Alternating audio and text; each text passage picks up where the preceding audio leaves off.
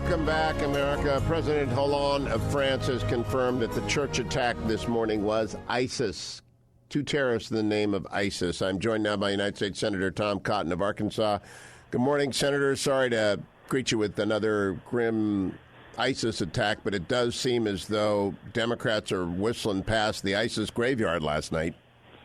Morning, Hugh. It is sad to hear yet again another horrific ISIS atrocity. This time, as I understand it, it's slitting the throat of an 84-year-old Catholic priest. It's just a reminder that we have to go beat the Islamic State on its own turf. We can't wait to play defense on our turf. It's also a reminder of how dangerous Europe's open borders policy over the last 15 months has been, and how we can't repeat that and invite people from lands that are infested with Islamic terrorism and an extreme version of Islam into our country. Now, Senator Cotton, I want to switch from that. I'll come back to that next hour and update it as details emerge. But they did kill the priest, and French anti-terrorism police acted quickly and dispatched the terrorists. So the death toll was not as high as it might otherwise have been.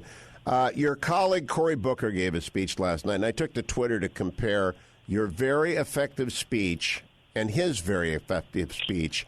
You delivered the cool, calm, collected, fact-filled speech. He went very hot, very emotional, and I think I take away from that, if you're going to address a large room, play to your strength. Did you watch Senator Booker last night?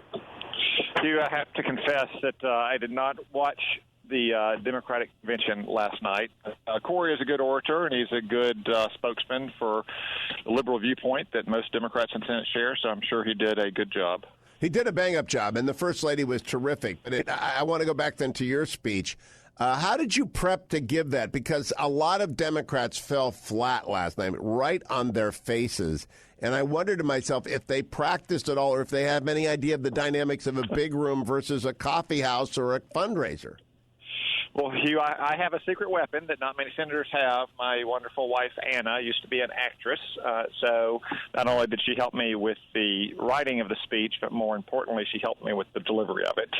So I am always able to draw upon her experiences and expertise to certainly do better than I otherwise would on my own.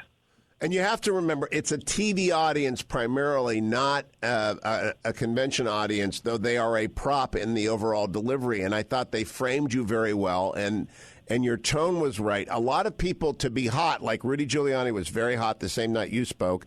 Cory was very hot. You have to go in all the way. The worst place to get caught is in a half-executed maneuver. You can't go back and forth between cool, calm, collected, and ready for TV and the hot stadium speech. That's right, Hugh, and also too, the content of the speech certainly will affect the delivery of it. You know, my speech last week was about my family's history of service and how we're representative of so many other families, many families who have sacrificed all for our country. So I thought it called for a bit of a more solemn presentation, although I did have a little bit of fun of reminding people of the failures of the Obama-Clinton era when it comes to our national security and caring for our troops. Now, I was mad that Booker stole our framers. He was using Bunker Hill and Trenton last night. I mean, they're his framers too, but nevertheless, that's good Republican rhetoric. Let me ask you, Senator Cotton, about the alleged Russian hack of of the DNC dumped out on WikiLeaks. Do you believe it was the Russians? Hugh, they certainly have the capability to hack into the DNC servers, and they probably would have some interest in doing so and leaking that. I think so far, though, the evidence is circumstantial, at least what's been released publicly. I do think it calls for further investigation because Vladimir Putin has shown a continued interest in interfering in Western elections. Primarily to this point, it's been European elections, but of course his project to divide the West is fundamentally about dividing the U.S. from Europe, not simply dividing Europe among itself. So I think further investigation is certainly called for. That doesn't minimize the content of the emails, which are troublesome for many Democrats, I know. But we need to get to the bottom of what happened, and we certainly can't condone Russian interference in our electoral process. Let's assume for a moment it was the Russians. There are two theories of motive. One is that Putin doesn't like Hillary and wants to help Trump. The other is that, and it's mine, it's a shot across the former Secretary of State's bow, and that they've got her private email servers and they have a means of distribution. Do you have a preference among those two theories?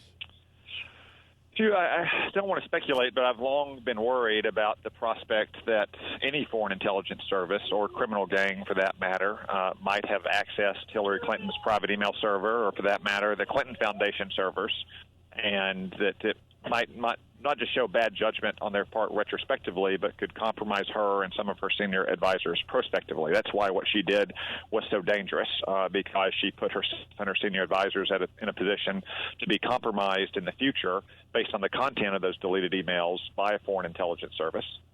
And if he really doesn't want her to win, we'll see some of those emails on debate day, right? I wouldn't want to speculate about it, Hugh. It was a very bad decision to have done so in the first place, and this is just another example of why it was so bad. Senator Tom Cotton, always good to talk to you, Senator. Have a wonderful, comfortable week in Washington, sweltering heat.